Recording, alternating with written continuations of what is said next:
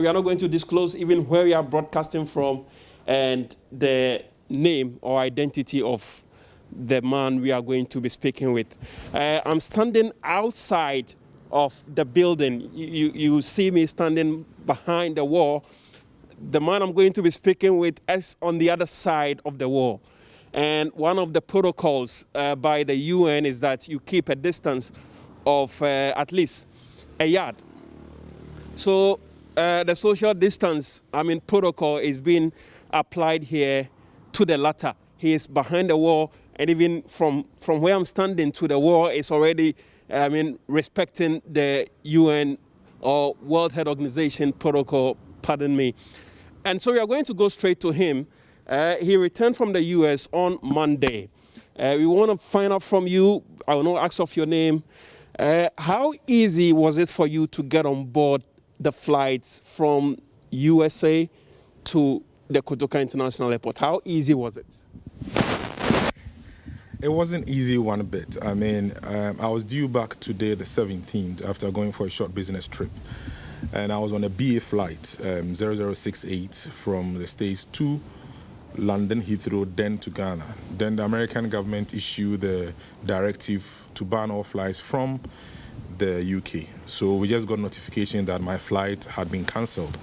I tried other airlines on that Sunday, tried getting to Atlanta to get KLM. Just about the time getting up, that flight was cancelled.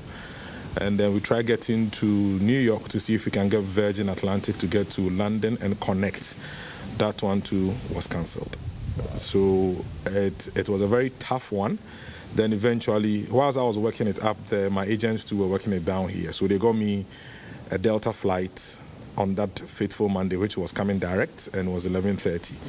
So after almost 48 hours of roaming around, I eventually got that ticket at 11th hour. We will talk about how the struggle started, even at the airport when you finally got, the flight. But Israel, let's put on record that this man who is speaking with us is not carrying the coronavirus. He is not carrying it. He returned and is in self-quarantine. He is in self-quarantine. We have to put that on record. He is not a carrier of the coronavirus. Let's put that on record. So you finally got the flight and got to the airport. Tell us about the struggle at the airport. Well, I got there. The flight was 11:30 p.m. New York time at JFK Terminal 4. I got there around 6 o'clock. Did early check-in and dropped my bag and waited at the immigration point, checked through, and then went to the gate they gave. But they changed the gate more than 4 times. And we had to move from different gate to different gate to the other gate. Then eventually, around 10:45, they opened the gate for us, I think gate B32. The total passengers on the flight, according to the screen, were like 95. So they called all those that are non-Ghanaians to check their visas and all that. They did all the protocols, and then they allowed us to board according to rows of classes. Then we all boarded the flight. All checks were made, all 95 of us, because with Delta, you see the number of people on the screen. So if you want to upgrade, then you can do an upgrade there and then. So we all boarded the flight. So somewhere around 11 p.m., we're almost all set. And then 11:10, that was when they were told that we're going to go to Accra, 9 hours, blah, blah, blah. The directive and staff will be at London at 1 p.m. So and so. So we're all set, about to leave. Then the pilot comes in again and says that, sorry, there's a new directive and that some changes have come. Then some officials got onto the flight and said that there's a directive from the Ghana government that non-Ghanaians or non-resident permit holders will not be allowed into the country. Initially, we thought it was one of those things. And people were arguing, like, technically we'll be in Ghanaian airspace by 12 p.m. So they should go. And the guys were like, nah. So most of the Americans who felt it was a bit embarrassing got off and then disembarked. But some who were Ghanaians, Americans of Ghanaian descent, felt now we could go and we will find our way in, and it started. So it became a bit chaotic. That was around 12:30 thereabouts. Still, some of them were not willing to disembark. Then by 12:45, the pilot said, you know what? If you are not going, then plane is not going.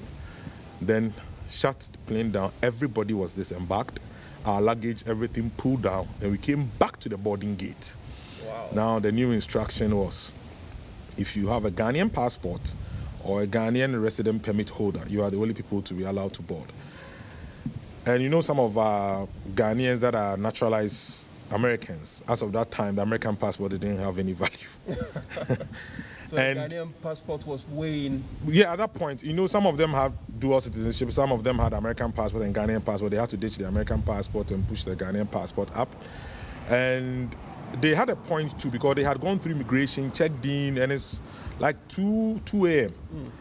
And you've checked their visas and given them boarding passes. So they were very agitated and shouted on top of their voices that they will not accept. But the Delta crew will not budge, because they said that the directive was strong at Ghana, and that as a result, they will not let any of them come. So eventually, only the proud Ghanaian passport holders, for the first time, it felt good to be in a Ghanaian. And with the hassle that we've gone through, my fear was, if I were to disembark, I don't know, I didn't know my fate. Yeah. So fortunately, we came back on the flight, and I think out of the 90, barely 40, 50 people were back on board. So people were having 3 seats to themselves, 2 seats. Everybody had at least 3 seats to themselves, all spread in the flight. So that was the point. Then they closed up, and then we took off 3:05 New York time, and then arrived in Ghana 3:03 p.m. GMT on the dot. And we all just went through the process. And I think it was a very, very tough experience. And what I witnessed in the States, with the various states that I went to, the panic and all that is going on, I think we should manage the reportage and the things we say about the coronavirus very well. Else, fear will kill us before the virus even comes. How is that? The media is there to educate the public, to update the public about where government is, where the state is in terms of this whole fight and campaign. So why do you say that if we are not careful, fear will rather kill us than COVID-19? Well, if you look at your starting of your reportage, you first said that you're observing the 1 feet rule and all that. The first impression is people might even think that you are speaking to a virus carrier. So you realize I went back? Yes, you went back ahead. So that is the thing. We are not hearing people saying that this number of people have recovered. Oh, this number of people have recovered. It's an immune thing, and those that have good immune system can fight it. And we all know that fruits, vitamin C, and immune boosters help. But we are all chasing sanitizers, and some of them even don't have 70% of the alcohol that we talk about. And it's like every day we are pushing out the bad news. These people dead, these people dead, these people dead. And the fear is so much. When I got to the airport and went through immigration, they checked my temperature, and I just walked out. I didn't let my driver pick me, so I took a taxi, a Corolla, Ash taxi, airport taxi at Kotoka International Airport with number G something, I forgot it, but I have it written down. And I told the taxi driver, I'm coming from the States. Do you have your mask, sanitizer, and everything on? He said, no. I had no choice. I boarded it. And then I told him that I'm coming from the States. So if anything, you should know that you've picked somebody like that. He said, okay. Then I alighted, came to the house. As soon as my houseboy saw me, he just stood at the gate. He didn't even come close. So I had to take off all my clothes, including you saw my shoes and everything. Since Monday, all my clothes, everything out. My bags were all cleaned, sprayed, and stuff outside. And I walked into the house, empty, straight into a shower, bath with a bucket of Dettol, and decided to stay home for the quarantine period. A stranger in your own home? Yes, so I just stay home because we are the only people that can help ourselves. And that's why I'm saying that the talk is too much. The negative vibe is too much. It puts a lot of fear in people. And when I go home, the food that my wife has packed alone in here can feed all of us for like a month, which is not something that I might really need. The distancing and all those things are good. But my plea is, let us push the positive side of the story. The 7 people that have been affected, how is their recovery rate? How is it going up? Instead of this one has gotten one, this one has got, and then the blame game of the government. if a whole Ghana government can stop U.S. citizens from coming in and planes will disembark, it tells you that they are doing something. What about us? How about us? So tell us about back in the U.S., states that are in partial lockdown and those that are in total lockdown. How is life very like in those states? I was in Jersey, I was in New York, I was in Philly, and Jersey and New York were very strict. Initially, it was trickling in. All my cousins' kids have all been asked to stay home. But the interesting thing is that they are learning from home because they've all been given laptops and they're going to school online. If you have power bills, like what we call our light bills, gas bills, and the rest, all has been deferred for a month. Those that are taking food stamps have been given a month in advance. Those that need to go and register their cars and insurance have all been given at 1 month advance. You can't go to any restaurant after 9, and most restaurants are doing takeout. You can't buy it from there. Most of the Uber drivers now have lost. Most of the trains are empty. People don't get onto trains and buses again because they are staying in. And it's like a full set curfew being put in place. And they have the systems to put in place. So the measures government is taking here is not very different from what they are doing. Theirs are even much more stricter. But my only challenge is that they are good intentions, but do we have the necessary systems to back it? For example, if you say you should wash your hands when you go to the bus terminals, how do we get the water to wash those hands? Do we get sachet waters to do that?